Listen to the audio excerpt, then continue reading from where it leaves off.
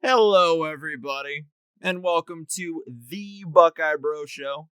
This is a show where we talk about Buckeye football, Buckeye basketball, and Buckeye things, and other sports and teams as we see fit. I'm your host, Alex Bryan, aka King Buckeye, and I'm here as always with my co-host with the most, my Buckeye Bro, Hot Wheels, Travis Napper. What's up, Travis? What's up, everybody? What's going on? More Buckeye Bro Show to talk about. I'm excited. I'm happy. And, how could I not be? We always have a fun time here. Right, I'm excited too, sir. We got some stuff to talk about, folks. First and foremost, we're going to talk about Greg Mattison, co-defensive coordinator for the Ohio State Buckeye football team. He retired. So we're going to go over some potential replacements or some scenarios that could come up here in the search for replacing one Greg Mattison. Then we have Keen's Ransom per usual. We'll talk a couple Buckeye basketball games, a surprise Buckeye basketball game from over the weekend, and a Heartstopper from last night. We'll get into those. Then we'll give you Hot Wheels hot takes, as always. And we'll finish the show out with talking a little Tate Martell. Because, whoa. Was waiting for this to come. It finally did. Here we are. Okay. And then, we're going to end the show with little Wolverine whiffs for you. So, good show here lined up for you, and we'll just dive right in here. Greg Mattison, after like 40 plus years in the biz, he's calling it quits. He only got to face his former team once with the Buckeyes, of course. After a beatdown against Alabama, I guess he just decided, this is my time, I'm gone. So, which we all kind of knew when he came over from the team up north that his time was probably very limited. He was up there. He's been in the biz for such a long time. So this was kind of a foreseen thing. Were you surprised by this at all, Travis? No, not really, because like you said, this had kind of been making the rounds that this was going to happen. There were a lot of rumors, a lot of speculation that this was the route that Mattison was going to be going, and that after this season he was going to be done. So I wasn't inherently surprised. I was a slight bit surprised that it took him so long to get to this point. Because it did seem like it took a little while for the announcement to be made. So I was a little surprised by that, especially because, as a lot of people have pointed out, had he made it a little bit sooner, maybe we could have, convinced one Marcus Freeman to maybe stick around and play for Ohio State. Not play for Ohio State, that. Coach. He did that. He already did Right. that. He did his time there. But coach for Ohio State instead of going over to Notre Dame. Yeah, that's a great point, because that's exactly what I was going to say after you gave your take there. That's the only thing that bothers me. That disappoints me, because we could have got Marcus Freeman in on the staff like that and offered him probably as much or around what Notre Dame's offering him, and it would have been a quick and great fit. He's somebody that after Hafley left that I was hoping we'd gun for, and we didn't. We spent a lot of time going after Corey Raymond from LSU, and that didn't work out. And then Coombs decided, hey, I want to come back. And I'm glad we have Coombs back. But when it comes to a, play caller, defensive coordinator, you definitely have more to be desired than what we just saw last season.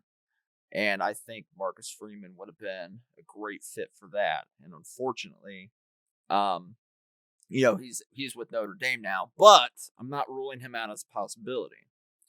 So that's a good segue into who are some of the names that are floating out there. Now, there's a long list of names. I didn't want to name them all, or else we'd be here for hours, and we only have an hour and a half.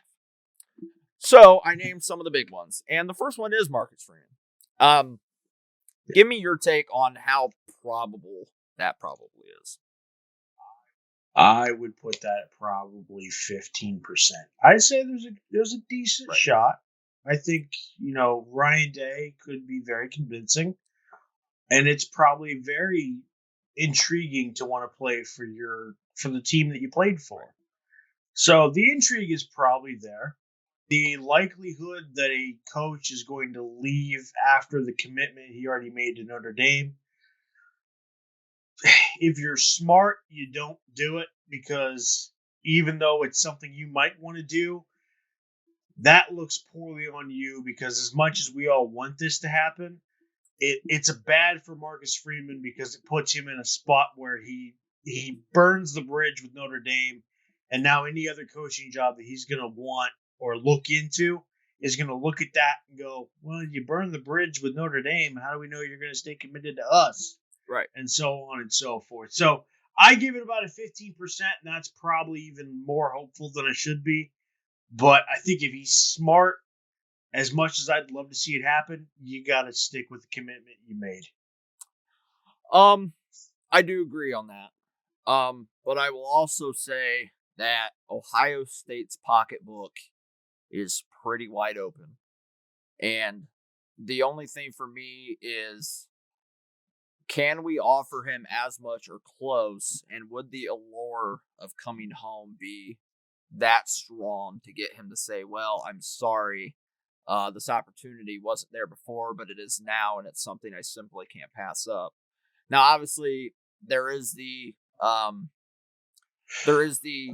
risk of burning a bridge, a risk of having like a black eye on your resume because of the fact that you committed to a team and then you're saying sorry, and bailing out. But we've seen even head coaching candidates a lot of times do this, where they've said, oh, I'll work for you, and then another opportunity immediately comes up and they say, well, sorry, I'm taking that opportunity. So it has been done. But it also depends on what Marcus Freeman really wants. Does he want to be a co-defensive coordinator? Does he want to be the sole, defensive coordinator? Does he want to be the play caller? Does he not? It really just depends. But I think if he were to come to Ohio State, I think Ryan Day would be like, okay, Kerry Coombs, we want you on the staff. You are super important to the recruiting and to the development of these players. We're going to take some of the load off of you. You get to keep the money you're making. Focus on the DBs and stuff like that. Get that right. And we're going to hand the reins to Marcus Freeman and let him run the defense. And I think that would be the only way he would agree to come, is if he would be able to play. I'm glad you brought that up, because we actually have a comment already in the comment section that says, is from Gerald Rick, that asks, does Kerry Coombs need to go? Absolutely not. Nope. And we've talked about this on the show before. Yep. If you look at the 2 years that Kerry Coombs was with the Tennessee Titans and look at the recruiting for DBs those 2 years, it was putrid. We lost a DB recruit to Utah. He chose Utah over us. Utah isn't developing super pro cornerbacks. We are. And he said, nah, I'm going to go to Utah. I don't want to go to Ohio State. Like, we had him in the palm of our hand. He just went. First year back, Kerry Coombs is bringing in 6 defensive backs into this class that's coming in. And that's going to be huge for depth, because that was a position, and like we've talked about before, that was a position where depth was like non-existent. Yeah. For a multitude of reasons, and we won't get into all those again. But no, he can't go. Like, we need to make sure he stays. There's a reason why we're paying him 7 figures. He has pumped out first-round talent. He will continue to do so. I just don't think the play calling aspect of his job title is really for him. I'm like we've talked about, I'm willing to give him another season to kind of see what he can do. But if we want immediate turnaround on defense, which I would prefer, and I'm sure every Buckeye would prefer, we're not trying to go back to 2018 days here. No. I would much rather get some guy in there who's more efficient at defensive play calling and make that happen. Which, right. Marcus Freeman, I don't know if anybody watching the show has seen Cincinnati's defense the last couple of years. Holy smokes. Those guys are all over the field. They fly to the ball. They're aggressive all the time. If it weren't for poor coaching decisions at the end of the game, they beat Georgia. Oh, yeah, for sure.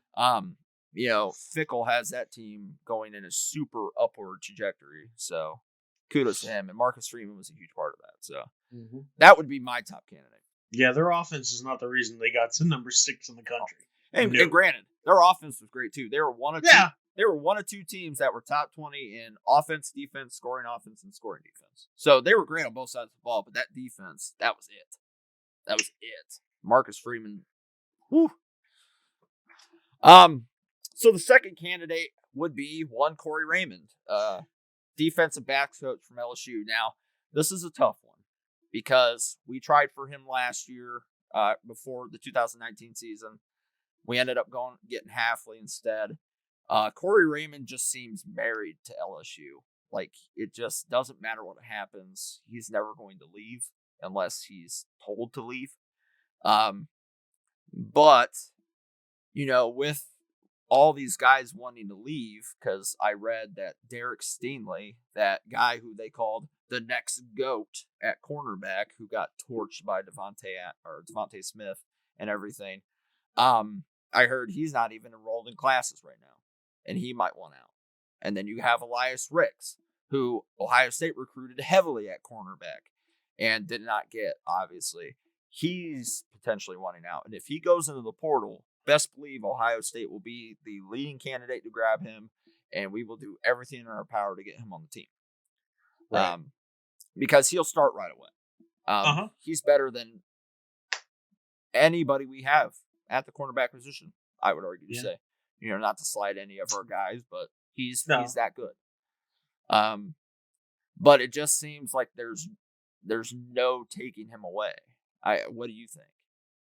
No, I think you're right. It's one thing I've noticed with him as well is that he just, for whatever reason, is married to that program. And there's nothing wrong with that. There's coaches that are absolutely loyal to a fault to certain teams, and you got to respect that. It's awesome to see guys like that because you don't see that very often in coaching and playing in general.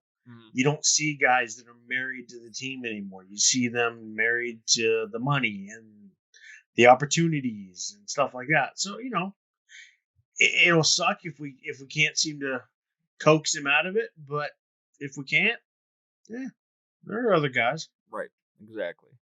Another potential scenario I saw was promoting Larry Johnson to defensive coordinator. And I think the guy he's working with, like grooming, to maybe eventually take over the position for defensive line coach. I might butcher his last name, Kenny Anunike. I don't know. Anuke, I think. Maybe, yeah, something like that. I'll have to look that up to see how to actually pronounce that. But we apologize if we butchered your name. Right, I know I did. It's a very unique last name, but it is. That's actually an intriguing thing to me, promoting Larry Johnson, because we don't know how long he has. I mean, I think he's in his upper 60s. But this is a man who literally coached under Joe Paterno for years. And he could end up being exactly like a Paterno and basically essentially coaching until he dies. He loves it that much. We don't know. We don't know what. In 5 years, he could be gone and retired. And obviously, that's going to be a bigger hit than losing Greg Mattison is. Losing Larry Johnson is going to be like, we have to find a good replacement for him to where we aren't losing recruits. And I have faith that we will, because obviously we had to replace Urban Meyer with Ryan Day, and that's worked out swimmingly. So I think lightning might not strike twice, but there's at least hope. What do you think about 68. Right? What do you think about promoting Larry? I think this is probably the most likely thing to happen. It's a slight gamble because you don't know how the guy that he's grooming is going to handle the defensive line. Right. It's not a terrible thing because even though you would give Larry Johnson a promotion, he's still probably going to be very heavily involved with the defensive line. So it's not like it's a crucial issue. I would say this is probably either the most likely or the second likeliest thing to happen because it's easy because you don't have to hire anybody. And I think he would do a heck of a job at it. I think he definitely could handle the pressure because we've seen he's an amazing coach. He's an amazing guy. But like you said, the one caveat to that is how much longer do we have him? And do you really want to just put him in the position only for him to leave a couple of years later? Or do you want to just, nip it in the bud now and get it taken care of and not have to worry about it 3-4 years down the line? Right. Yeah, I totally agree. I think it would be a good move. He definitely would still be involved with the defensive line. I have no doubt about that. It just really does depend on where he sees himself in 5 to 10 years. Hopefully still with Ohio State, but you just never know. But one of the next ones I saw, and this one kind of confused me. There's a guy by the name of Ryan Crow who used to be a staff member for the Buckeyes. When I can't tell you, I tried finding that endlessly. But he works with the Tennessee Titans. He is their assistant special teams coach. He's in his third year with the Titans. But this is his first season there as the assistant special teams coach. And he got there in 2018. I'm guessing he probably was like a grad assistant for us at some point. Yeah. That one really puzzled me. I don't know if we would take that type of a gamble, unless Ryan Day really knew and respected him. If Kerry Combs did. Maybe that's the connection. Right. So that one was a little to me. But yeah, I don't see much stock in that one unless there is a deep connection with him and Coombs, and maybe that's the route they're trying to go with here. Right. But I kind of doubt it. Yeah, I kind of doubt it too. That wouldn't make much sense. Next one, and this one would be very interesting if we went that route. Mark D'Antonio. former Michigan State head coach, but also former Ohio State defensive coordinator for the 2002 National Championship Buckeyes. Your thoughts? It'd be a good one. It definitely would be a good one. It would be interesting. Right. I can't say I would hate the idea. I wouldn't hate it either. I think this one's kind of... If Marcus and Corey are, not going to happen, this is probably third on that list of probably not going to happen, but boy, would it be awesome if it did. Right. I give this one probably, I'll say a 30 to 40, just because of that pocketbook you mentioned. Right. So, I mean, there's definitely ways to convince him to do it. It's just, can they actually convince him to do it? Right. It'd be cool. I'd be intrigued to see how that one would work out, but I gotta say it's probably not gonna happen. But it'd be cool. I agree. But just take a trip down memory lane with me for a sec here. We think about who he had at his disposal the last time he was at Ohio State, right? He had the Mike Dawsons of the world, the Matt Wilhelms, the Dustin Fox, you name it. He had hard-hitting guys. Now, obviously, football's a lot different, especially defensively now. Like, guys can't hit that hard anymore without getting a flag thrown. But he would have easily more talented and faster athletes to work with this time. Especially that he had at MSU, too, because he didn't have guys like that there. And the only thing is, would he want to, and I mean, I wouldn't consider it a demotion, but going from a head coach to a coordinator position is a demotion. Now, going from a head coach of a Big Ten school that was most of the time below Ohio State, but obviously upset them a few times, and was above them. Obviously, going from that to Ohio State isn't a demotion because that's just going to a better school, period. And I think he would make an immediate impact on this defense in the best of ways, especially if he's the play caller. And that's going to be the thing, too. He would want to be the play calling defensive coordinator. And Ryan Day would be dumb to say no because we've seen what this guy can do as a defensive coordinator, obviously.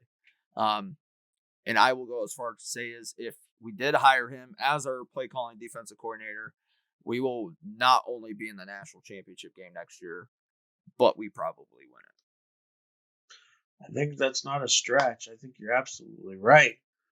I don't think it would be too much of a demotion for him to take an assistant coach job compared to, being a head coach.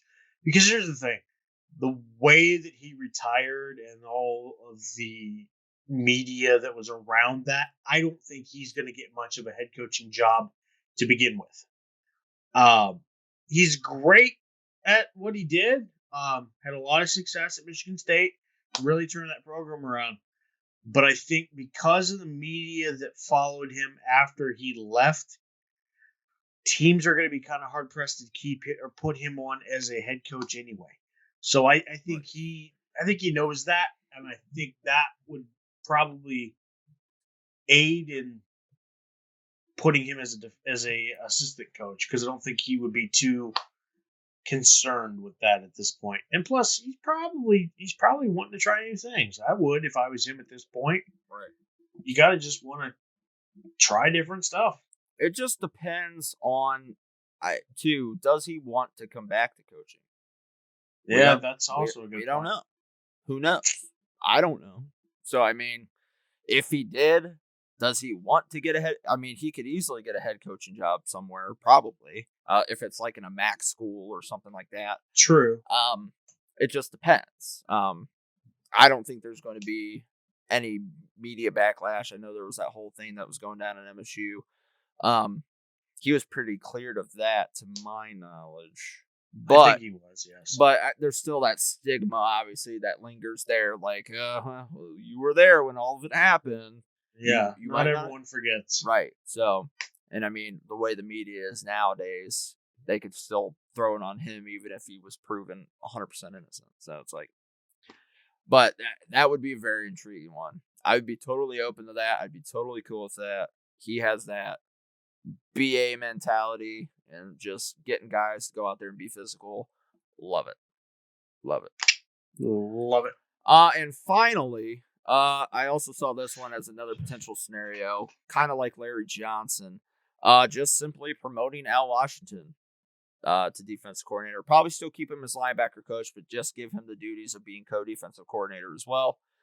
That way you don't have to hire anybody. You just basically promote, give more money, and hopefully they'd probably keep Coombs at that point as the play calling defense coordinator, or maybe they don't. Maybe they give Al Washington. We'll see. I don't know. I don't think he has any experience with it, but anything's got to be better than what we saw.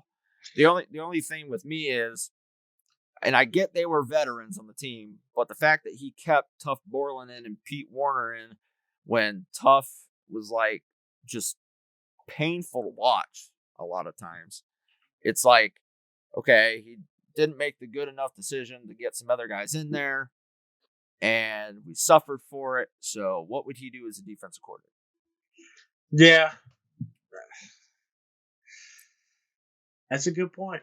That's definitely a good point. I would say this is probably the second likeliest thing to happen, just because I almost think it's more beneficial for them to just move up in-house, right? Not have to try to pay somebody, even though you might be able to get a better spot if you go outside of the program. But with things the way they are now, especially with COVID and everything, do you really want to use the money, or do you want to try to use that money? Because, they could work towards a better linebacker coach. Right. At that point. So it really just depends. Depends what their mindset is, whether they want to upgrade those skill positions and just move somebody in-house to be the play caller that they feel would still be good at the play calling, or whether or not they want to just completely revamp the coordinating position and see what happens. Yeah, I agree. Well, I mean, we'll see what happens. Obviously, something's got to change, and hopefully the the guys we have coming in, especially recruit-wise defensively, hopefully that will turn something around. If we get Elias Ricks, that does a lot of good. There's a couple transfer linebackers that we're going to be gunning for. Either one of them would be great for a linebacking core that's going to be completely replaced. And obviously, we'll probably have some guys transfer out because of, those guys coming in. But, like I said, Elias Ricks is better than pretty much any defensive back we have. So, I'm totally okay with that. It is what it is. Yep. That's just how college football is now. Everybody's transferring everywhere. And we'll talk about a big transfer dude later on in the show.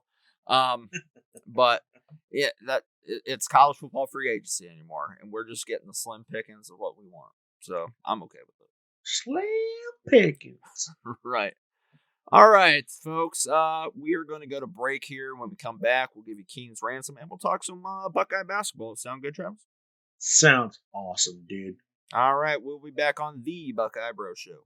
This is the Buckeye Bro Show on Score on Air Network. In sports, you want to have a player that can get the job done right every time. A real all-star, somebody that's dependable and you can turn to when the game is tough. That player in the audio-video industry is the theater. From setting up your home's Wi-Fi network and offices, conference rooms, to setting up home theater inside or outside, to setting up the systems to make your home run smarter and safer as well. The theater people can do it all with the quality of professionalism you can expect every single time. That isn't just a great all-around player. That is an all-star. That is why we are the leaders in audiovisual installation in Central Ohio. So call us at 614-604-6327 or check out our website at ttpcolumbus.com to figure out which products will fit you.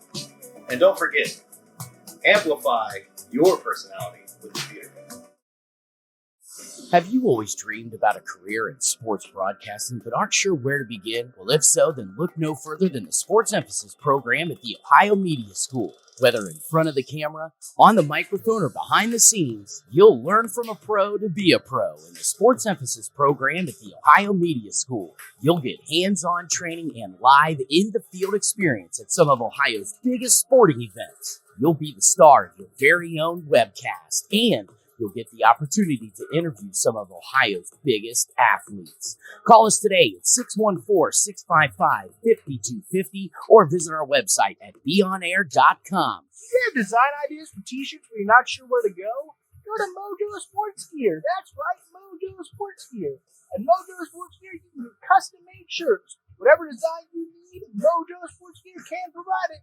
Don't forget to grab a custom-made cap on your way out and rock the best headgear in the game. Give them a call at 614-864-6656. That's 614-864-6656.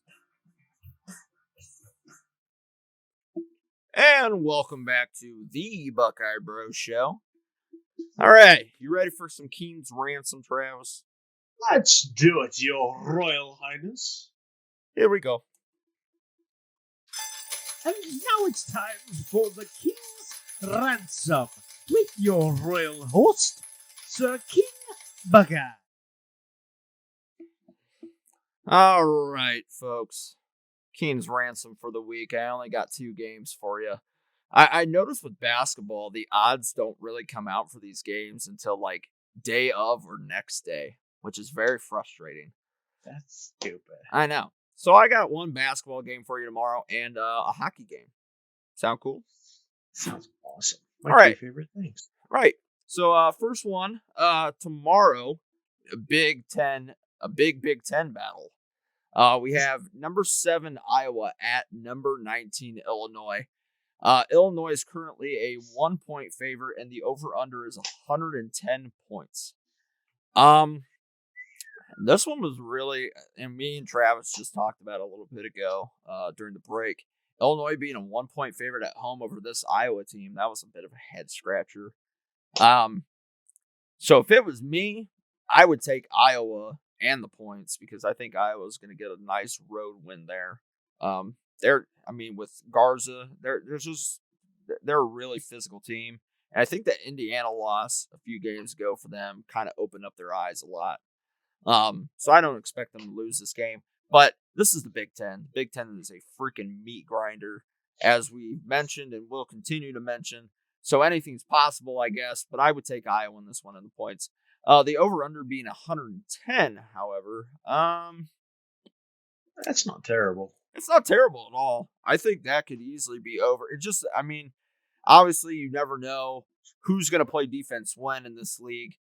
So it's like they could go over. But I'll say take the under on that because, obviously with Garza, I just don't foresee this being like a super high scoring game. I could see both teams getting in like the low 50s, and that would put you under. But that could also go either way too. But if it was me, I would take the under on that. And then a hockey game we got for you. The Columbus Blue Jackets are going to be traveling to Chicago to play the Blackhawks. Chicago is currently a 1.5 goal favorite, and the over-under is 5.5. Travis, our resident big Blue Jackets fan, what say you on this? I say first and foremost the fact that Chicago is the favorite. Boo. I actually do think the Blue Jackets should be favored in this game. They're not playing great right now at the moment against the Panthers, but I do think this team is about to take a step in the right direction. They got Jack in the lineup tonight. Right. They should have Line in the lineup soon, although I don't know when, but it is looking like he is getting on the right track to be in the lineup. He's just got to get through quarantine and then practice, I think at least once, and then we get him back, or we actually get him. I say take probably the Blue Jackets in this one. I think 1.5 is probably reasonable, though.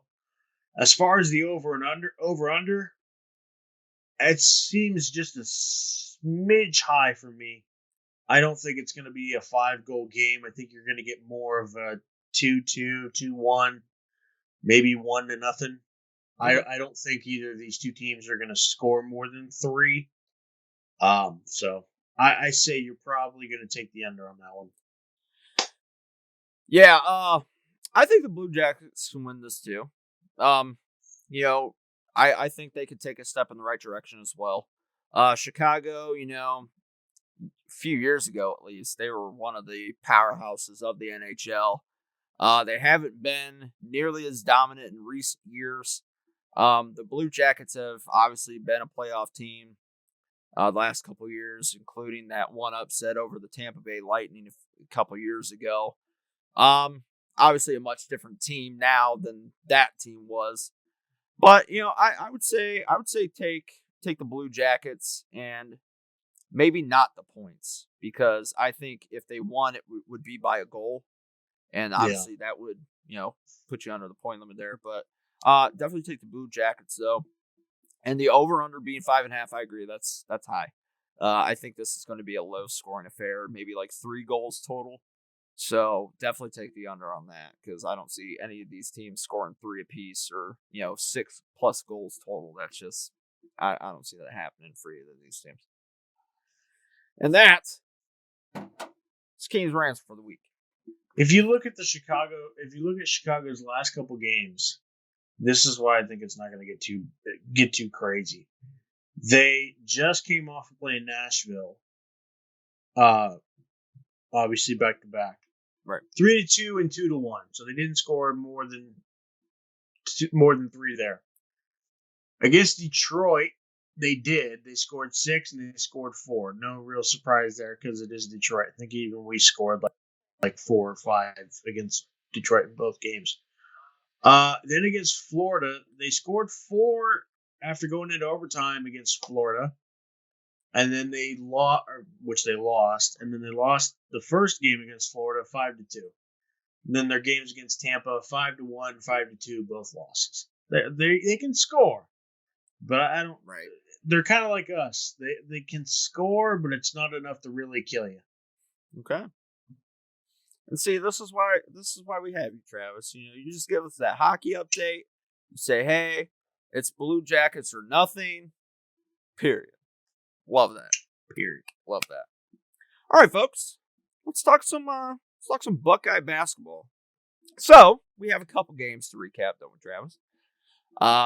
One very shocking one, as we said at the beginning of the show, and one that literally was making us pull our hair out and say a lot of bad words, ones that we won't repeat on the show. So let's start with the shocker, because we talked about this during class last week and during the show. I even believe that we didn't think we were going to win this game at all. We traveled up to the Kohl Center in Wisconsin, took on the Badgers, and the team that we saw, they played like a team possessed. Like they even alluded to the fact that once we put on these jerseys, it felt like we had superpowers. Well, you played like you had superpowers, because what I saw, I was like, who is this team? The Buckeyes would beat the Badgers, the number 10 in the country Badgers at the time, 74-62. And it got close at some points, but really just Ohio State was kind of dominating a lot of the game. And yeah, when Wisconsin was going on a run at the end, Ohio State didn't just answer, they answered pretty well, like in a dominating fashion. What were your just initial thoughts of this win and how huge it is? I got worried. I didn't get to see too much of this game. I saw most of the end of it, all the way up to the actual end of it. I got worried once, because I think at one point in this game the lead got to like 6 points, and I was like, crap, here we go. This team's gonna blow it. Same old. We've seen this a couple times before. I've given this team plenty of props, but I've also given them quite a bit of crap for the way they've played as well. As they absolutely do, because we've seen this before. Once they get their lead cut to about 6 points, then things start to get a little shaky. I got a little nervous. I'm thinking, all right, this is Wisconsin. Here they go. They're about to go on a big run away with this, and I'm going to be sad. But it didn't happen. I was pleasantly surprised. E.J. Liddell stepped up, as he's done for the last, couple of games that we've had, and quite honestly, the whole season to this point. He has legitimately become the focal point of this offense. He's become a focal point of this team. So I was very much pleased to see that out of E.J. Liddell. And I thought the team played pretty well. A couple things that could be cleaned up, obviously. If you really want to make a name for yourself, you got to clean up some of these basic things. But I think overall they played a great game. I think they played a pretty great game too. If you would have told me that Dwayne Washington Jr. goes 1 for 9 shooting and only gets 9 points, and we win by 12, I would have been like, what? Can I put money on that? Because I want to win a lot of money. And that's exactly what happened. He was shooting very poorly. Obviously got some points from, his 1-3 and, all that stuff. But there was only 2 guys in double digits for the Buckeyes, and they won by 12. Right. You have E.J. Liddell going 20 points on 7 of 12 shooting, 1 for 3 from 3-point land, and 5 for 7 at the free throw line. And Seth Towns, he had 10 points on 5 for 8 shooting, and he went 0 for 2 and 3-point land. Had a couple rebounds. And the rest were 9, 9, 8, 8, 8, 2. I mean, you like to see more. Say what? That's your phone number? Right. You obviously like to see more guys getting double digits. It helps, but it clearly was not needed. And mind you, this is a place where I believe the Buckeyes have only won, like, from what I've heard, 3 times ever before that game. Like, that's like the Purdue Stadium for basketball. for Ohio State. Like, we go to Purdue in football, we go to Kohl Center in basketball, and we stepped up. And that's something we've talked about on this show that we wanted to see from this team. And we finally got to see it. And it was really refreshing to see, because there's always been those question marks. And we talked about it last show. We looked at that 3 games stretch, and obviously we said it was Wisconsin, Michigan State, and Iowa. They added that Penn State game in there because they had a good amount of time in between to make up that game. So it's really Wisconsin, Penn State, Michigan State, Iowa. So it's a 4-game stretch now, but it's still pretty crucial that we were worried they might not even win one of these games, and then they win probably one of the toughest ones. I mean, Iowa would probably end up being tougher, but they won a really tough game in a venue that they're not used to winning in and having much success in. We've seen the Buckeyes go up there in years past as like the number 1 team and get beat bad. So it was a very worrisome game going into it. I was listening to it on the way home from Columbus, and I was like, what are they is Paul Keels calling the right team right now? Is this the Buckeyes that he is calling for? Because I can't believe they have a lead, and I can't believe they're playing so well. But it just speaks to what this team can be. And if you get more of these guys involved, and guys can pick up the slack when other guys are having, poor shooting nights, this is the result. And just having Seth Towns finally starting to gel with this team, it seems that's going to be huge going forward. Leaders like Kyle Young, he might not get you double-digit points all the time, but he's somebody we've talked about that we've wanted to step up, and he seems to be doing that, which is huge. As you mentioned, EJ Liddell, huge. This kid is really turning up the heat, and it looked like it was becoming Dwayne Washington's team to lead, and now maybe EJ is right up there with him. It was really refreshing to see. And obviously, when we found out the Penn State game was getting inserted into there, we're like, okay, well, cool. Now how do you follow up that performance? And well, the Buckeyes decided, hey, we're gonna give you another heart attack. Let's just put you through the ringer once again. As if I needed. Right, we were watching that game during class last night, and there was just a lot of like, what is going on? We were still learning, by the way. We were still learning in class. We get taught at the Ohio Media School, correct? I mean, we were learning. Yeah. We were learning through games, through stuff like that. We were fine. Yeah. But the Buckeyes would have a small halftime lead in this game against Penn State, 43-39. And in the second half, it was like, what is going on? They watched I think they had a 12-point lead at one point. It evaporated, and it turned into a 8-point Penn State lead. And every time we would answer, Penn State would answer right back. And it was like, okay, we're not getting stops. This is Purdue all over again. And then all of a sudden, for 4 minutes and 6 of the last 8 minutes of the game, Ohio State's defense locked down, got a lot of stops, held, literally for a 4-minute stretch, held Penn State scoreless.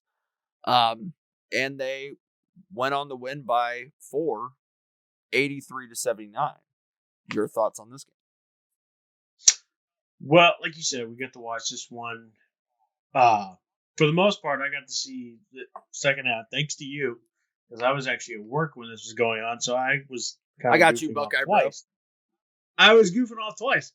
I hope nobody heard that. But no, I thought this game was very cringy. It wasn't pretty by any stretch of the imagination. I'm glad they got the win. I thought it was very telling of how they are as a team to gut out a win like this. If they had lost, I'd be ripping them to shreds. Oh, absolutely. But they got the win. They gutted it out. That shows character in this team, because my question for Chris Holtmann was always going to be, okay, you came off the Wisconsin game. How are you going to respond after such a huge win, because it was a huge win. That's a very huge win to win in Wisconsin. How are you going to take this team, keep them grounded, keep them centered, and pull off this tough matchup against Penn State in your own home? And they did it. They absolutely did it. But like you said, it was kind of back and forth there for a minute. The biggest thing for me was the defense. And like you said, for the last 4 or 5 minutes, it was pretty locked down defense in there. One reason why is Kyle Young coming back in. Now we know we fouled out, but him being in there when they put him in, I think turned the tide of this game because he was able to be a factor on the defense and a factor on the offense as well. I think he got a couple shots in there before fouling out. Yep. But he was able to keep this game under control long enough for them to gain some confidence. And Justin Sewing started to go off for defensively for Ohio State. And they were able to just kind of lock it down. The one thing that kind of bugged me about this game is our defense, even though it was locked down, there were so many times where you would just see streaks through the paint every single time. Someone is behind all of the defense every single time. And it was like, come on, guys, you got to notice that. You've got to see that somebody is streaking behind your defense every single play for an easy layup. It was driving me nuts every single time. And it's like, somebody please figure this out, because if I can see it, I know somebody else on that court can see it. So that was my biggest gripe in this whole game, was just every single time. And, it's not to diminish Penn State, because I know what the record is. That's not their record. Penn State is a really good team. They are much better than 5-6, which I think is what their record is. 5-7 now, I think. 5-7, 6-7. 6-7. Okay. No, but 5-7. Yeah, you're right. I'm all over the place. You're giving.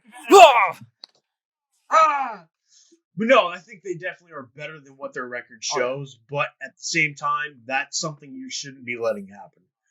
So hopefully they're able to fix that once you get into the bigger games, especially against an Iowa team that is pretty dang good. But other than that, I was impressed. Like I said, if they had lost, we'd be ripping them east to west. But they didn't. They found a way to get it done.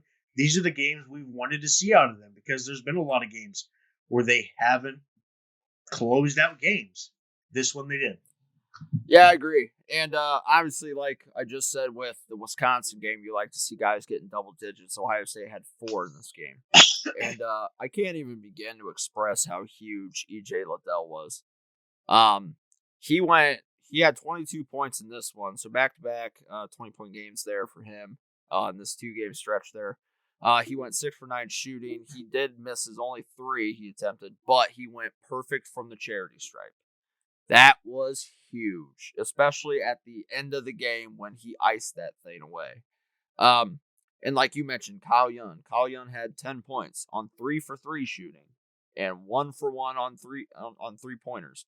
And that 3-pointer came with 9 or so minutes left when I think he got put back in after getting his 4th foul.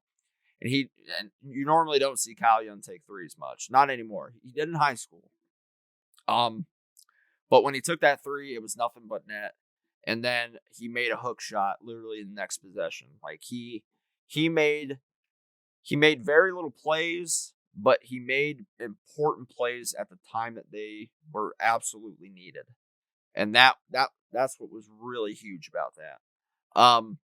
And obviously, guys, for Penn State, like Seth Lundy, it was like at a lot of points we couldn't stop these guys. He had 26 points on 7 of 16 shooting, 4 for 8 on 3-pointers, and he went 8 for 10 from the free throw line. It was like guys like that. It was like watching that Carr guy from Penn State a couple years ago who had a dagger 3 against us on our own court. And they beat us all 3 times we saw him that year. It was like very reminiscent of that for a while. And I'm thinking, gosh, now we're not going to be able to beat Penn State again. That's super. That's great. And obviously there were there were like reminiscent things of the Purdue game, and we're thinking, great, they just got through gutting out a tough win against a top 10 team on the road in a place they barely can win, and they gutted that one out, and now they're going to go get beat up by Penn State. And now, granted, Penn State, they're at the top of the Big Ten in steals, so they're a scrappy team, which is why we turned the ball over 17 times. That's unacceptable. That has to change, because if that doesn't change, a lot of teams are going to beat us going further, because it doesn't get easier.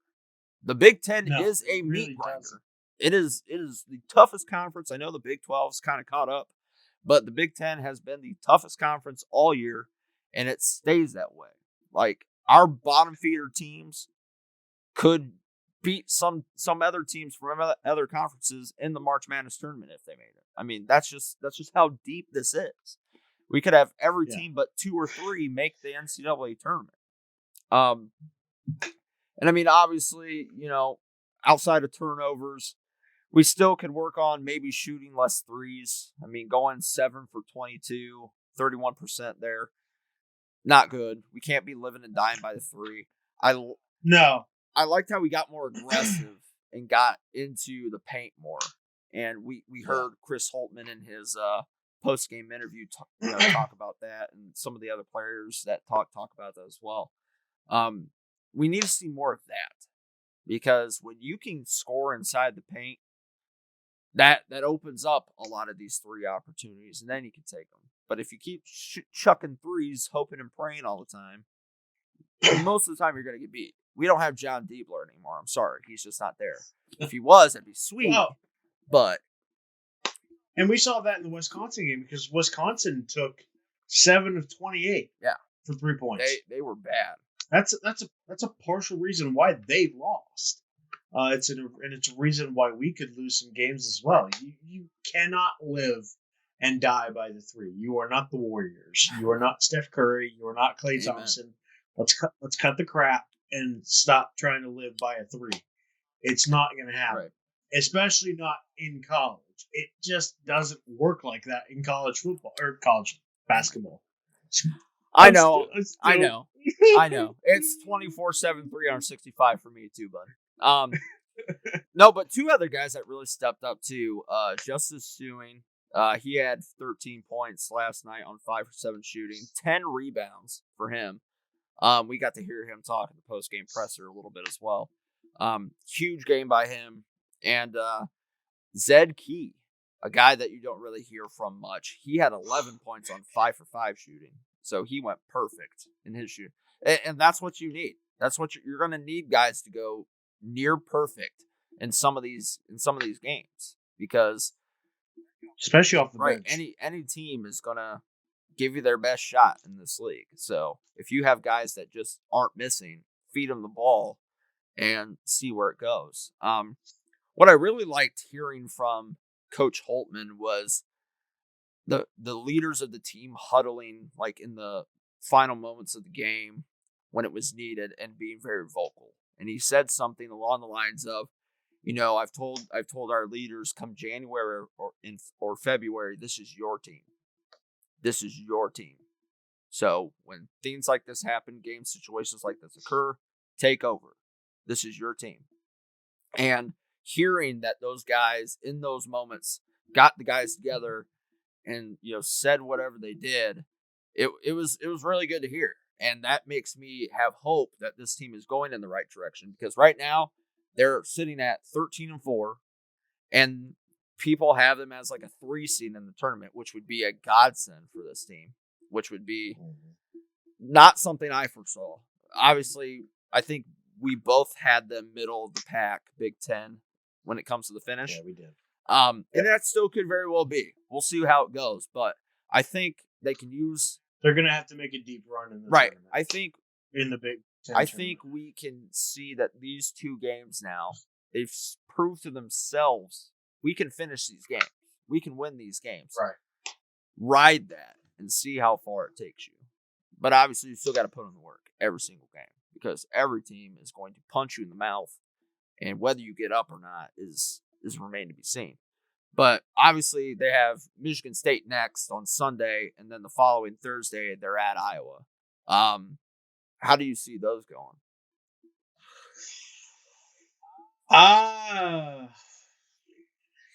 Michigan State, I think, should be a winnable game.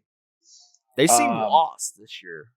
They really do. They really seem down. And I don't say they're out for the count, but they really just don't seem like the team that we're used to seeing. Now, there have been some issues with that. There have been some COVID problems, so that is probably a good portion why this team is the way that it is right now. But I feel like, given the way the Wisconsin game went, you should have no lack of confidence that you could pull off this win. Even if Michigan State was Michigan State. You took a tough Wisconsin team to the limit. You took Illinois to the limit. You've taken Rutgers to the limit. You should have no lack of confidence going into this game. The Iowa game, that's a different story. I'm a little bit worried about that game. I think that you should I think it's still a winnable game. I do believe in this team. And I'm seeing that more and more, and it was proven by the Penn State game because of the fact that they gutted that out. There is a great team here. We just got to see them do it. And anything is possible. I just saw the Blue Jackets score on a power play, something they haven't done all year. So anything is possible. It's now a 2-1 game, so yes. Right. Yeah, they got a couple games before they play us too. So I'm interested to see that Illinois game tomorrow. That'll give me a little inkling of maybe what we could do and can't do against them. But obviously somebody's going to have to guard Garza, and that's going to be the key. If we could stop him, we could stop the machine. That is Iowa. And don't foul, for God's sakes. Please do not don't foul. Get in foul trouble, because if you get in foul trouble, Iowa's going to beat you every time. But I am interested to see that game. I think even if we lose that game, it's like, hey, if we beat Michigan State, you've won at that point 5 of your last 7, or 6 of your last 7. I'm sorry, and then you see, it would be 6 of your last 8. Sorry, but at that point you see, okay, yeah, they lost to Iowa, but there's still some huge positives to take away from this. We'll get to see Iowa again down the road, so we'll get another crack at them at home. Not that us being at home has mattered all that much because we've lost a couple games at home, but I'm just interested to see how the next couple games go, because then you have at Maryland after that, and I mean it does not get easier. So getting these types of wins can really give you that momentum, and February goes by so quick in college basketball. It always does. And then March is game time. Like, March is it. You better go for it then, because that's the most important month of the season. You got to finish strong. You got to go in the Big Ten tournament and do as well as you can in that. I don't foresee them, winning it, obviously. And then wherever you get seated in the tourney, their goal should be at least minimum Sweet 16. And if they don't make that, it's a failed season. So, I would say. I agree. All right, folks, we're going to go to break again. When we come back, we will give you Hot Wheels hot takes for the week, and then we'll talk a little Tate and Martell. Sound good? Tate. Yeah, Tate and Martell. Let's do it. All right, here we go. This is the Buckeye Bro Show on Score on Air Network. In sports, you want to have a player that can get the job done right every time. A real all-star, somebody that's dependable and you can turn to when the game is tough. That player in the audio-video industry is the theater. From setting up your home's Wi-Fi network and offices, conference rooms, to setting up home theater inside or outside, to setting up the systems to make your home run smarter and safer as well. The theater people can do it all with the quality of professionalism you can expect every single time. That isn't just a great all-around player. That is an all-star. That is why we are the leaders in audiovisual installation in Central Ohio. So call us at 614-604-6327 or check out our website at ttpcolumbus.com to figure out which products will fit you. And don't forget, amplify your personality with the theater. Have you always dreamed about a career in sports broadcasting but aren't sure where to begin? Well, if so, then look no further than the Sports Emphasis program at the Ohio Media School. Whether in front of the camera, on the microphone, or behind the scenes, you'll learn from a pro to be a pro in the Sports Emphasis program at the Ohio Media School.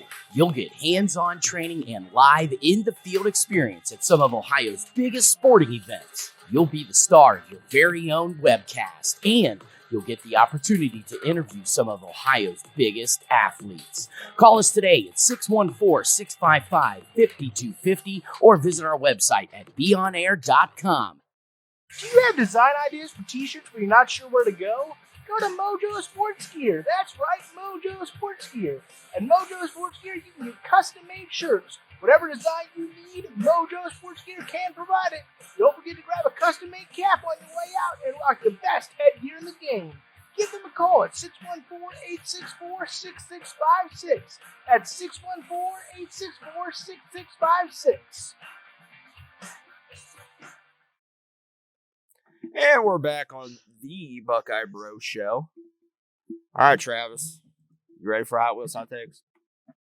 Not a Buckeye Bro Show. It's the Buckeye Did Bro I Show. say? Did I say A? What? I don't know. I said think you the. We'll run the footage back, sir. Run the Sir. tape. No. Yes, I'm ready. Let's do this. Hot Wheels Hot Takes. Bring it on.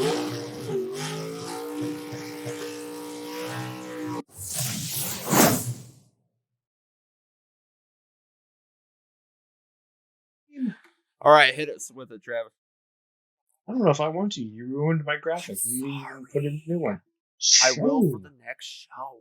We have a lot of graphics to change. We still got to put the new updated logo and everything on stuff. We're good. We're good. Yeah, we're good. All right, Hot Wheels Hot Take of the day. Let's see. Well, due to the events that happened last week, with one Dwayne Haskins Jr. making his way to the Steel City, I'm going to make an early prediction. Steelers are going to make the AFC Championship game in 2021. With him at quarterback? No Big Ben. Okay. What happens to Big Ben? He's still on the team. But they just But at changed the some regime, huh? At some point, there's going to be a change in regime. I think he's going to stay on the team. He's going to take a pay cut, obviously, because that's been the big talk of the town so far, that Art Rooney wants him to take a pay cut. I think he takes the pay cut, coaches up Dwayne Haskins. They realize that Dwayne Haskins is the better quarterback at this point in time, or at least will be. Hopefully. That's double hot takes. Burning me alive over here. All he's gonna do is not throw 4 picks. I mean, that's true. And with that offense, like, good Lord, if you screw that up, there's no hope for you. There's none. Maybe that should be the hot take. If Dwayne Haskins does not survive the year with the Pittsburgh Steelers, he will never play a game of football ever again. I mean, that's a realistic take. Honestly, that's as realistic as it gets. You can't screw that up. You can't. No. You just can't screw that up. Yeah. I like that, though. Okay. Now, do they face the Browns in the AFC title game? No. Oh, okay. Because the Browns were that would have to mean that either Pittsburgh or Cleveland is the number 1 overall seed, and I don't see that happening at all. The Browns were literally like a play away from potentially being in the Super Bowl right now. You know that. They could have beat the Bills. They could have beat the Bills. They weren't gonna beat the Chiefs. They were a play away, Travis. A play away. And they let Chad Henne, who hasn't played in God knows how long. That was terrible. Not once. That was terrible. Twice. I literally told Browns fans, I'm like, you deserve to lose if you let Chad Henne run on you like that. Oh, good Lord. That will be forever burnt into their heads. And like we saw with the game that followed, I really don't think that Kansas City was up to full speed.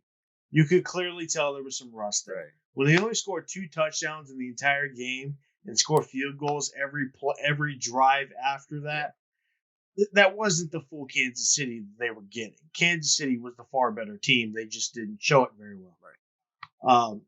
And I've said this a couple times. I don't think Cleveland's bad. I'm not saying they're bad. I just think the hype train for Cleveland is a little bit high. I still think they're the second or third best team in that division. I think Baltimore is still better than them. I think Pittsburgh is still better than them. Pittsburgh just had a very bad game. Point blank and simple, and they still almost made the comeback. If not for a horrible decision, as you're very accustomed to being a Packers fan, and I won't make you too upset. Thanks, bud. Thanks for that. As you're accustomed to with bad decisions, punting the ball on 4th and 1 was not a great decision, and they should have went for it. Tried to get the first down, and ultimately tried to get the touchdown, and then it would have been a much closer game. Okay. I think if the Browns end up spending pretty much every draft pick on defense, I think they got a shot next year. I really do. And I know if they win the division, that your heart will be completely shattered all over the floor. Yes. So hopefully, for your sake, that does not happen, good sir. If that happens, I'm going into a year-long quarantine. I would too, because if the Browns win the division, oh, good Lord. Oh, sweet Lord. I'm going into a year-long quarantine and not coming out, whether COVID's alive and well or not. Oh, I love it. All right. Last topic of convo today. Tate Martell transfers. Again. Just like earlier in the week, I saw that he was not going to play with the football team, but he was going to enroll in classes at Miami, which I was like, okay, he needs more of a break from football. I'm like, this guy must really have a lot of issues going on that we don't know about. And then all of a sudden, yesterday, bombshell. Ooh, he's transferring again. This kid, literally in his recruitment, it was like, oh, I'm committed to Washington. Never mind. No, I'm not. Oh, I'm committed to this team. Never mind. No, I'm not. I believe Texas A&M was the other one. And then he said, oh, I'll go to Ohio State. So he obviously went to Ohio State. He has a record at Ohio State, believe it or not. I think, minimum 10 attempts passing, most completions, like 10 he went 10 for 10. So he had a perfect game while he was in, and that's the best mark in Ohio State history. Whoop-de-doo. Justin Fields almost beat that, actually, and did way better, but, whatever. We're just going to forget he's even in there, okay? He's not even worth being in that book. Then 2018 comes around, and after the season, after Dwayne Haskins sent Urban Meyer off into the sunset, he says during media stuff, this is my team now. I'm the guy. It's my turn. Blah, blah, blah, blah, blah. Then Justin Fields rumors happened, and he was immediately like, deuces. He was out. So, obviously, he doesn't want to work for anything, okay? He feels he's entitled, which is something I saw from him before he even committed to us. I said, I don't want this kid. This kid, make him a slot receiver if he comes here. He's not going to be our quarterback. He's never going to start it down. And funny story, and I actually still have the screenshot from it. One Tennessee Jeff Hams, who a lot of Buckeye fans know as one of the worst Buckeye fans to ever exist, he tagged Tate Martell in a post that Jeff had up where they were talking about Tate Martell, and I literally just said Tate Martell should be a slot receiver if he wants to play. I think that would be good for him. And Tate Martell got into like a Facebook argument with me saying, I think if the coaches thought I shouldn't be a quarterback, they would tell me to, and I could play quarterback just fine. And my high school stats, go look at them. Like, that's how good I am, type of stuff. Like, I'll have to show them to you sometime because it is hilarious. All for me just giving a not a-hole opinion saying, hey, I think if you want to play, you'd be cool at slot receiver because you're really fast. And that just ruffled his feathers. Oh, God. Oh, darn. Oh, no. And literally, he was just like, oh, it's my team. Oh, deuces. And then obviously transferred to Miami where he thought, oh, I'm going to be the starter. There's no way that I'm not going to be the starter of this team. He didn't even win the job. I think he was actually third string, if I'm not mistaken. Nope, So he you're right. didn't come close. And obviously he spent the whole season with them in 2019. And then like towards the end of the season was like not showing up. And he had this blonde bombshell girlfriend, which I still don't know how he landed. Like literally one of the hottest women I've ever seen in my life. And that relationship is no more. She's off kissing other dudes now, just in case anybody wanted to know. So that's probably part of his mental struggles. I mean, that would put me in a mental Right, struggle too. that would suck. Losing somebody, That one's understandable. like losing a 20 out of 10 on the hot scale. Yeah, that would suck. That would really suck, I'm sure. So he's just started not showing up anymore. And then he said basically like he needs to take a leave from the team. And ever since then, he has not played it down of collegiate football. And we pretty much knew going into this season, I believe Miami's quarterback is returning. So that pretty much put the kaputs on any chance of him starting. But there was no rumblings up until now, like of him even wanting to leave the team. I thought, oh, wow, he's actually going to stick it out with Miami. He probably will never play, but it is what it is. I mean, he got some snaps with Miami, but obviously that did not last. And then here we are. Now he's transferring again. What are your thoughts on this? Commitment issues. It does. Good Lord. I really don't know. This to me is borderline Antonio Brown level.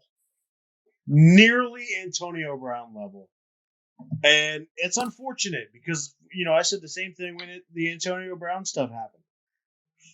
I don't necessarily feel for the guy because he kind of brought it upon himself. But at the same time, I do feel bad for the kid because he's putting himself in a situation that is detrimental to his own mental health. And I don't know if it's because of things that he is doing himself or the people around him are doing to him, because I have a feeling he's got a lot of friends who are yes men or yes women or whatever, which is the same thing we said about Antonio Brown. Why did Antonio Brown explode so drastically? It's because everybody told him yes. Everyone told him he was the absolute best thing on God's green earth. And to a degree, he was when it came to receiving. He was amazing. Yeah. To his credit, still kind of is. Yeah. Now that he's playing for the Bucs. But to put a kid like that in that mindset, it's dangerous. It's detrimental to think that you are such hot, you know what? Oh, God does he. God does he. I won't say the word. Hot shiitake. We'll just go with that. Hot poo. Yes. But, I hope at some point he's able to find whatever it is that's going on mentally in his head and get through it. Because everybody deserves the chance to do something they want to do and do something that they enjoy doing. And if that's football for him, then God help him that he gets the help that he needs and finally finds not only a situation, but a coach that works with him and figures out what's going on with him mentally. And if that doesn't happen and he doesn't fit in, and maybe football's not for you, dude. There are other things you could probably be good at. He doesn't seem like a dumb kid to me. It just seems like he thinks he's better than he really is. At some point, he's going to have to come down from reality, much like Antonio Brown did, and come to grips with it. Oh, and I hope he doesn't go to that same route Antonio Brown did. I really don't. But, at this point, it seems like the only person that is to blame is Tate Martell. Agreed. And he definitely does think he's better than what he is. Like, this was my original comment in that. And this was back in 2017, okay? This was almost 4 years ago. God. My comment literally was on this thread, which Tate was not on at all until he was tagged. I think Tate would be better used at a position like slot receiver than quarterback. He's listed at 5'11", but he's not that tall. And I went to one of those open practices and saw him in person. He is not 5'11". I'm 6 foot. If he was 5'11", he'd be like right up here. He was like chest level. Okay. He's not that tall. They had him listed way higher than what he is. And I said that. I said he's listed at 5'11", but he's not that tall. And I heard that he can barely see over the offensive line, which was pretty evident against the team up north in 2018, by the way. And he's not the answer for our future at quarterback. And I always stayed firm with that. He was never going to start a down at quarterback for us. And it happened, right? And he said, if I couldn't see over the line, I would bench myself. Your sources suck. I'm like, okay. I said, fair enough. I still think we could better utilize you at another position. And he just did not like those answers. He said, you're allowed to your opinion. My stats show I can play quarterback and win. I will stay with QB right now. And I'm just like, I said, for the record, I don't doubt your abilities. I just believe we have better options at quarterback, which we did. We had a guy, we had a guy named Dwayne Haskins on the team. Better options. We had Joe Burrow on the team. We had Joe Burrow on the team. Before that season, we had Joe Burrow on the team. So yeah, we had better. We at that time in 2017, we had better options than you. A lot of them, a handful of them. And like after he got tagged on that, it just kind of went back and forth a lot. And I said, I basically was like, look, your high school stats are great. I'm not gonna knock them. They were awesome. You played for a really good high school. You did some great things, won some national championships, blah, blah, blah. But your high school stats, I hate to tell you, they aren't going to get you free points in college. It's a totally different level. It's a totally different ball game. If everybody's high school stats transferred over and translated to the next level, we have a lot more great pros than we do right now. Rashawn Gary from the team up north would be a heck of a lot better off because he had such great high school stats, right? Well, right. Now you barely you start hearing about him more with the Packers towards the end of the season, but I still think he's not going to last past his rookie contract. But that's another conversation for another day. But Tate Martell says, my stats actually do matter. That's what got me over 30 scholarships. I broke numerous national records. I will continue to build my stats as my career continues. All stats matter. I'm building my resume. And I'm thinking, okay, right. And now looking back three years later, and you're hopping again from another team, your stats from high school clearly didn't matter that much because you're not starting anywhere. And I thought he was dumb to go to Miami in the first place. I said, go to UNLV. Go to a MAC school. Like, you could actually start there. Like, you would be the most talented person a MAC school has probably ever had. Go there. And he just didn't. He thought, I'm going to go to Miami. I'm going to go you. And then he just became third-string quarterback. Good for you. Good job. Bravo. Yay. Bravo, Tate and Martell. At least you got a hot sister still, right? Cool. Like this kid. All right. Like this kid. I let me tell you. When he transferred, I did not shed one tear. I said, thank God. I was worried for Ohio State going into 2019 if he was our quarterback. I said we would probably lose 2 to 3 games. I was not confident at all in that. And then God bless that angel that is Justin Fields. Oh, I miss you so much. He announced his transfer to us, and the rest was freaking history. And to think where Ohio State football would be right now if Tate Martell had been our quarterback, I don't even want to think about it. It makes me want to gag and puke. And I just would rather not do that. So that's it on Tate Martell. All right. Hopefully you go to next? UNLV or something. Do a smart thing. All right, and to end the show, we got Wolverine whiffs for this week. Here we go. 3, 2, 1.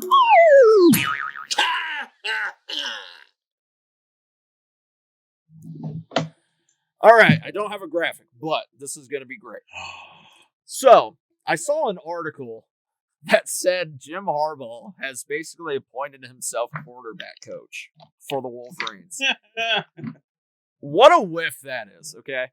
Now, normally Wolverine whiffs would be fans saying stupid stuff, but it can also apply to stupid stuff the team does. And this is a dumb move. Can you name the last quarterback that he actually developed? Andrew Luck. That's about it. Okay. You can argue Colin Kaepernick, but we won't. Yeah. Yeah. That's a stretch. Andrew Luck, he did develop. I'll give him that. But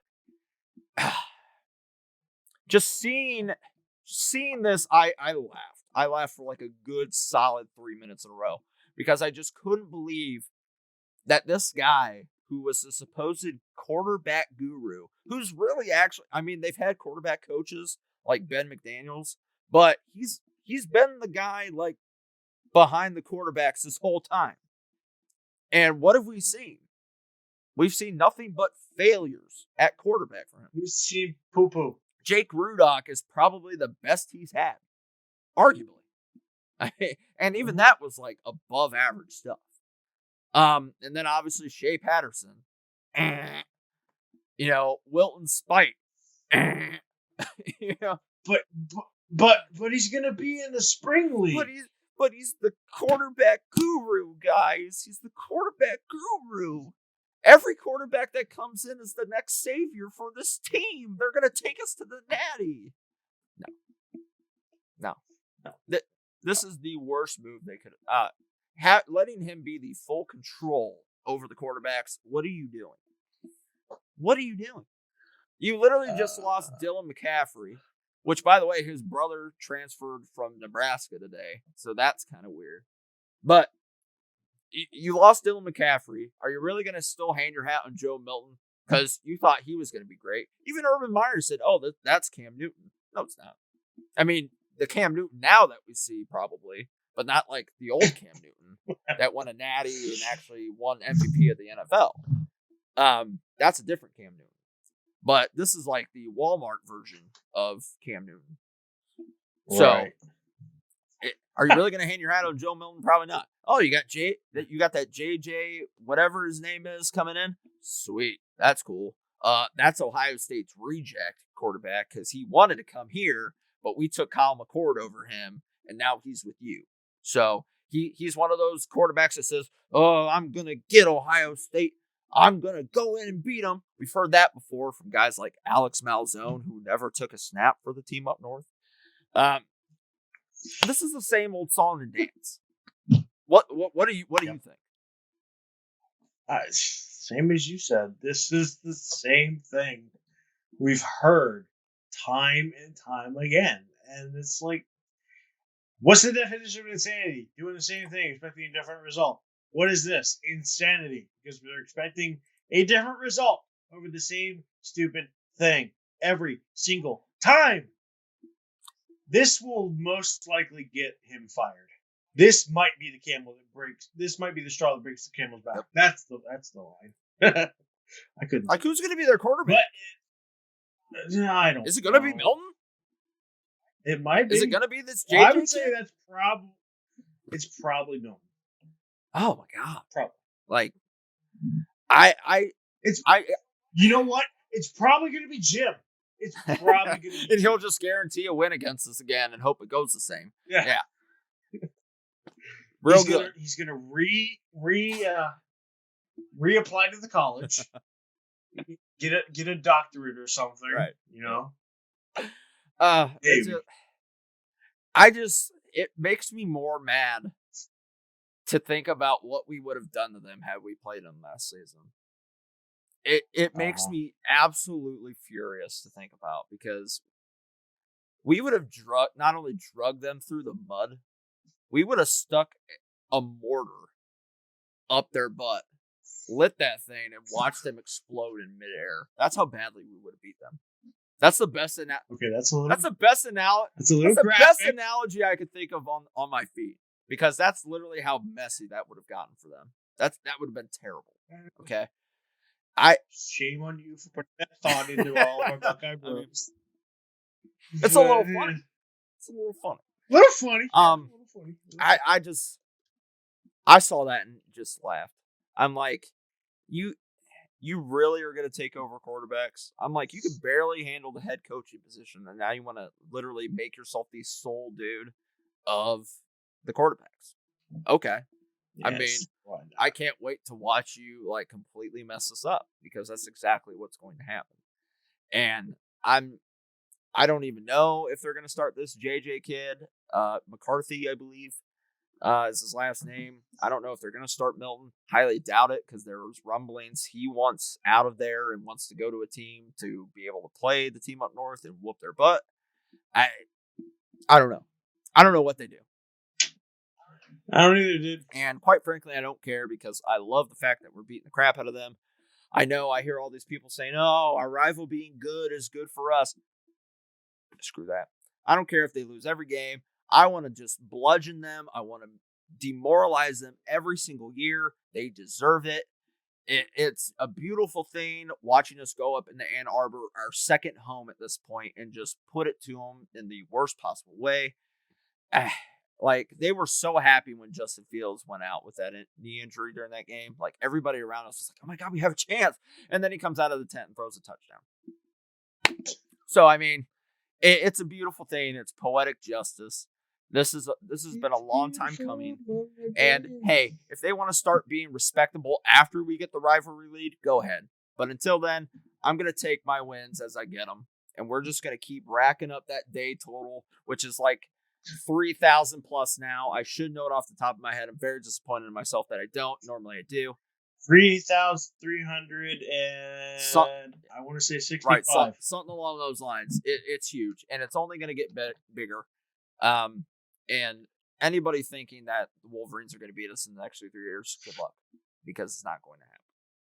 So, especially with this clown taking over the quarterbacks. Like, good Lord, what a dumb move. Laughable. Can't wait to put up 80 on your defense next year. Mark it.